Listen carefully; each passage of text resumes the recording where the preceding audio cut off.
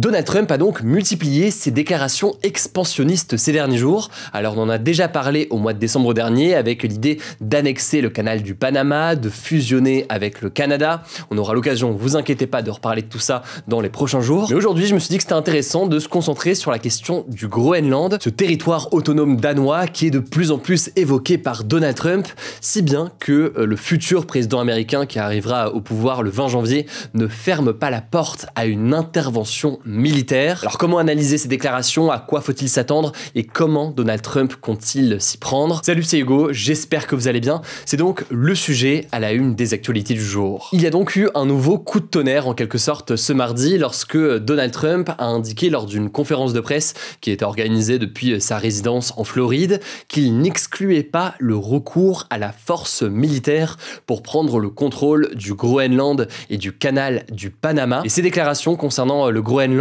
elles ne sont pas nouvelles puisque lors de ses vœux de Noël, il avait notamment déclaré sur son propre réseau social que le contrôle du Groenland était une nécessité absolue pour la sécurité nationale et pour la liberté à travers le monde. Bon, et même avec cette déclaration en décembre, c'est pas la première fois qu'il évoquait cette possibilité puisque en 2019 déjà, lors de son premier mandat, il avait proposé d'acheter le Groenland, ce qui avait été rejeté par les gouvernements danois et groenlandais. Alors pourquoi est-ce que cette région intéresse Donald Trump et comment a réagi le Groenland? Le Groenland, c'est donc un territoire autonome danois depuis 1979. C'est un territoire qui est gros comme 4 fois la France environ et qui est à 80% recouvert de glace. Il est situé entre l'Atlantique Nord et l'océan Arctique. Et il a son propre drapeau, sa propre langue et ses propres institutions, même si donc il est rattaché toujours au Danemark. Depuis l'instauration d'une loi sur une autonomie élargie en 2019, le Groenland gère de manière indépendante de nombreux domaines, notamment la santé, l'éducation ou encore les ressources naturelles. En revanche, le Danemark reste responsable de la défense, de la justice, de la sécurité, des affaires étrangères ou encore de la politique monétaire. Et justement, au niveau économique, le Groenland reçoit une subvention assez importante de la part du Danemark. C'est environ 500 millions d'euros, ça représente environ 1/5 de son PIB, donc de l'équivalent de ses richesses produites en un an. Et cette aide, certains estiment qu'elle est assez essentielle pour son économie aujourd'hui, qui repose principalement sur la pêche et donc aussi sur des subventions publiques. Alors pour tenter de réduire sa dépendance économique au Danemark, le Groenland exploite de plus en plus de ses ressources naturelles. On peut parler du fer, du plomb, du zinc, de l'or, du nickel, du platine, qui sont donc des métaux rares. Et elle réfléchit aussi à nouer des partenariats à l'étranger. Et en fait, la majorité de la population du Groenland aujourd'hui réclame une indépendance vis-à-vis du Danemark et elle mise justement sur l'exploitation de ressources rares pour avoir cette autonomie financière. Et ces ressources rares, forcément, ça intéresse Donald Trump. La seule différence quand même aujourd'hui, c'est que le Groenland interdit la prospection pétrolière et l'exploitation de l'uranium, alors qu'on peut imaginer, au vu de ses récentes déclarations, que Donald Trump ne serait pas forcément favorable à l'idée d'interdire comme ça l'exploitation notamment du pétrole s'il prend le contrôle du Groenland. Mais au-delà de la question des ressources naturelles, ce qui intéresse aussi Donald Trump, c'est la capacité que peut avoir le Groenland à protéger les États-Unis de missiles russes. D'ailleurs, les États-Unis ont déjà une base militaire aujourd'hui au Groenland en accord donc avec le gouvernement local évidemment. Et cette base aujourd'hui, elle abrite déjà un radar jugé assez essentiel qui permet de détecter d'éventuelles attaques nucléaires, en particulier venant de la Russie. Le Groenland, c'est aussi la trajectoire la plus courte pour le tir de missiles vers la Russie. Bref, s'y établir plus franchement est quelque chose d'envisagé, vous l'aurez compris, par Donald Trump, y compris pour des raisons militaires. Au passage, il faut noter que le Danemark, et donc par extension le Groenland, c'est l'un des alliés des États-Unis aujourd'hui au sein de l'OTAN, et donc cette alliance politique et militaire de pays occidentaux,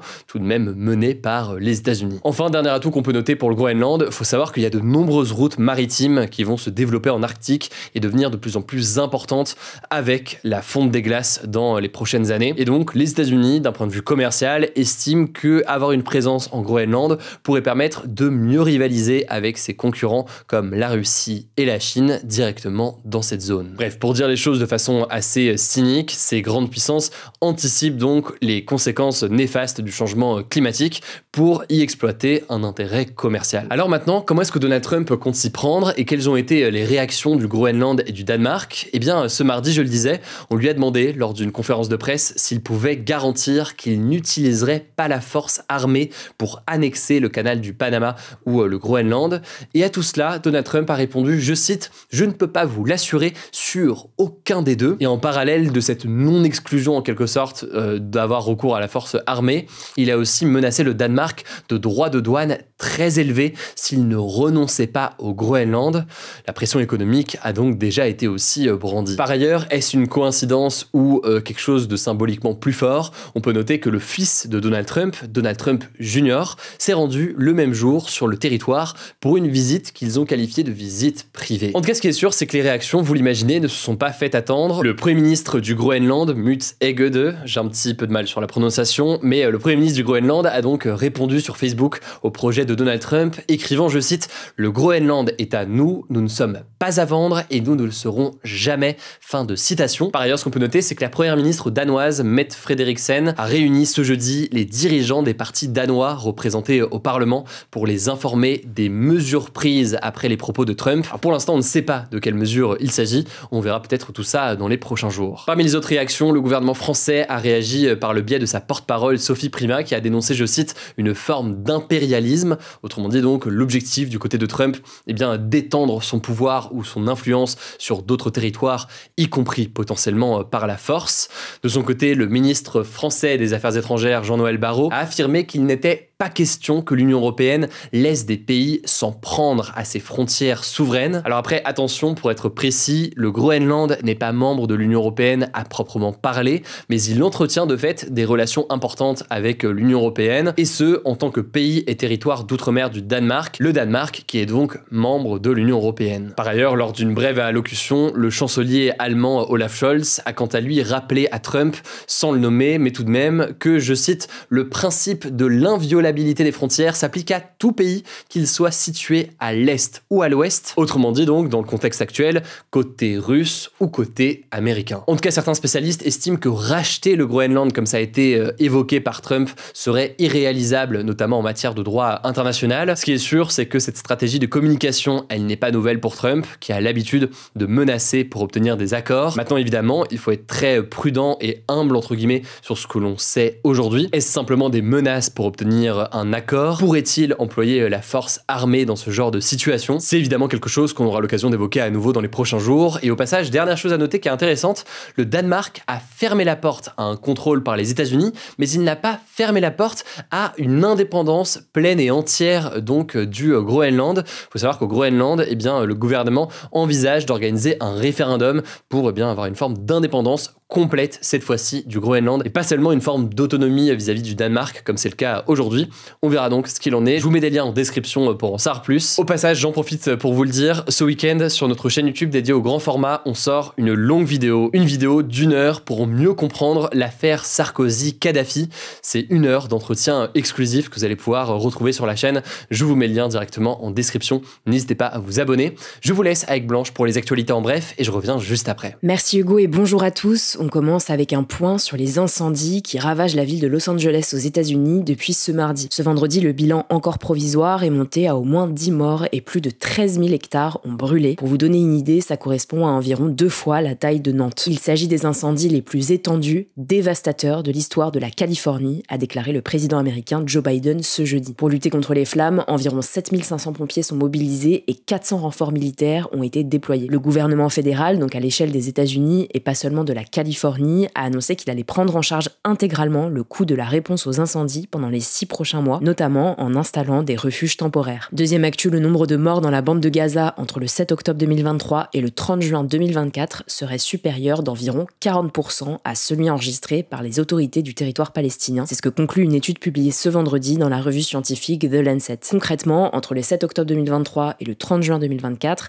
le ministère de la Santé de la bande de Gaza, qui est dirigé par le Hamas, avait fait état d'un bilan de 37 877 morts. De son côté, l'étude estime plutôt un total de 64 260 décès, soit près de 3% de la population avant la guerre. Les chercheurs ont utilisé 3 sources pour établir ce chiffre. Une liste fournie par le ministère de la Santé du Hamas qui comprend les corps identifiés dans les morgues et les hôpitaux. Une autre issue d'une enquête en ligne financée par ce même ministère dans laquelle les Palestiniens ont signalé le décès de leurs proches. La 3e liste a été établie à partir de notices nécrologiques publiées sur les réseaux sociaux. Les auteurs de l'étude ont précisé que les données des hôpitaux ne précisent pas toujours la cause des décès, ce qui pourrait entraîner une surestimation. À noter que l'AFP n'est pas en capacité de vérifier de manière indépendante le nombre de morts dans la bande de Gaza. Autre info sur Gaza, on en parlait hier mais c'est désormais officiel, le corps d'Hamza al-Zayadna, un otage du Hamas, a été identifié ce vendredi par l'armée israélienne, 2 jours après l'identification de celui de son père Youssef. Ils étaient respectivement âgés de 22 et 53 ans. Troisième actu, l'année 2024 a été la plus chaude jamais enregistrée sur Terre depuis 1850 selon l'Observatoire européen Copernicus. Et pour la première fois, la température mondiale moyenne a dépassé la limite de 1,5 degré fixée par l'accord de Paris. Cet accord, qui a été adopté en 2015, vise à limiter le réchauffement climatique à moins de 2 degrés par rapport au niveau pré-industriel et à poursuivre les efforts pour le limiter à 1,5 degré. Alors attention, cet objectif de 1,5 degré est à long terme. Pour que cette limite soit considérée comme franchie, il faudrait que la température mondiale dépasse en moyenne 1,5 degré sur une période d'au moins 20 ans, ce qui n'est pas du tout encore le cas. Quatrième actu, face à l'épidémie de grippe en France, 87 hôpitaux ont déclenché le plan blanc, a annoncé le ministère de la Santé. L'objectif de ce dispositif, c'est de réorganiser rapidement les ressources humaines et matérielles dans un établissement de santé en déprogrammant certaines opérations ou en rappelant des personnes en congé par exemple. L'épidémie de grippe hivernale dure généralement entre 10 et 12 semaines, mais elle s'est intensifiée début janvier, ce qui a provoqué des hospitalisations d'un niveau, je cite, exceptionnellement élevé selon Santé publique France. La vaccination contre la grippe est recommandée aux personnes de plus de 65 ans, aux immunodéprimés, aux nourrissons de plus de 6 mois atteints de comorbidité, aux femmes enceintes et aux résidents en établissements médico-sociaux. Selon la ministre de la Santé, Catherine Vautrin, interrogée sur CNews Europe 1, 70% des cas de complications aux urgences concernent des personnes non vaccinées alors qu'elles sont éligibles au vaccin. Cinquième actu, la SNCF va devoir retirer l'obligation de cocher madame ou monsieur pour acheter un billet de train en ligne. C'est ce qu'a décidé la Cour de justice de l'Union européenne, l'organe judiciaire suprême de l'Union européenne, ce jeudi. C'est l'association Mousse qui lutte contre les discriminations liées au sexe, au genre et à l'orientation sexuelle qui est à l'origine de la saisie de la Cour de justice de l'UE. Selon l'association, ces précisions de genre sont discriminantes pour les personnes transgenres, donc les personnes qui ne se reconnaissent pas dans l'identité de genre qui leur a été attribuée à la naissance, mais aussi pour les personnes non binaires qui ne se reconnaissent pas dans les catégories de genre exclusivement masculin ou féminin, et pour les personnes intersexes dont les caractéristiques sexuelles ne correspondent pas aux normes typiques de masculin ou féminin. La Cour de justice de l'UE a finalement jugé que cette obligation du choix entre madame et monsieur n'est pas, je cite, objectivement indispensable pour acheter un billet de train. C'est désormais au Conseil d'État, la plus haute juridiction administrative en France, de trancher. On suivra ça. Et on finit avec cette actu. Une pétition a été lancée sur le site change.org pour que Gisèle Pelicot, la principale victime du procès des viols de Mazan, obtienne le prix Nobel de la paix. Le prix Nobel de la paix est décerné chaque année à une personne ou une organisation ayant contribué de manière significative à la promotion de la paix dans le monde. Cette pétition, elle a été initiée ce mercredi par la journaliste britannique féministe Catherine Mayer et elle a déjà été signée par plus de 45 000 personnes. Selon elle, je cite, « Personne ne mérite plus le prix Nobel de la paix que Gisèle Pelicot, qui a renoncé à l'anonymat et a témoigné au procès de ses agresseurs. » L'ex-mari de Gisèle, Dominique Pelicot, l'a livré à des dizaines d'hommes qui venaient la violer alors qu'elle avait été droguée pendant plus de 10 ans. Il a été condamné avec 50 autres hommes à des peines de 3 à 20 ans de prison. 17 d'entre eux ont décidé de faire appel et seront de nouveau jugés d'ici la fin de l'année 2025. Merci beaucoup Blanche pour ces actualités en bref. Je le disais ce week-end, rendez-vous sur notre chaîne YouTube dédiée au grand format. Je vous mets le lien en description et puis c'est l'occasion aussi évidemment de suivre nos autres vidéos sur cette chaîne.